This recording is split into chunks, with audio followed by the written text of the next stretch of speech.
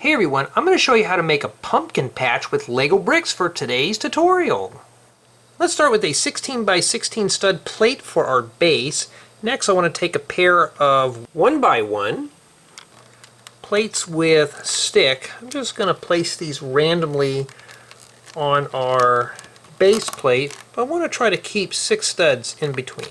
Next, take a pair of 6 by 5 limb elements. I'm going to flip these upside down and place them on the modified 1 by 1 plate with stick. And that's why I use these, because I'm going to need to flip these upside down. And we're just going to place them randomly. Let's take a pumpkin. I'm going to take a hollow stud and place it on top of the pumpkin. And I'm going to take a stick with stud. We're going to place the stick portion inside the hollow stud. I'm going to take 3 of these and I'm just going to place them end to end. Now these are going to act as a vine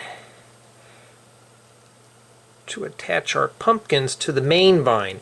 Now we're going to need to make 10 of these. You can make as many as you wish, and we're going to stick these inside the tubes. So what I'm going to do is start on the inside. You can do this any way you wish, but it's easier to start on the inside.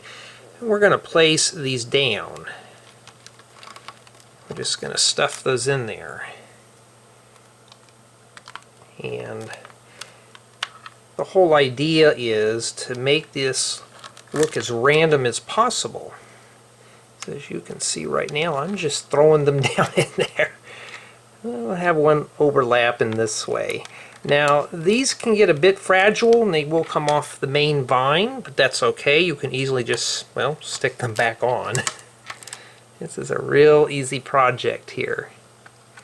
Stick that one right there, and we can go have one going this way. It looks more natural. Sometimes you may have to move things around a bit to make them fit. And we'll just have this one just protruding out of the back. Now all we have to do is wait for the great pumpkin to arrive.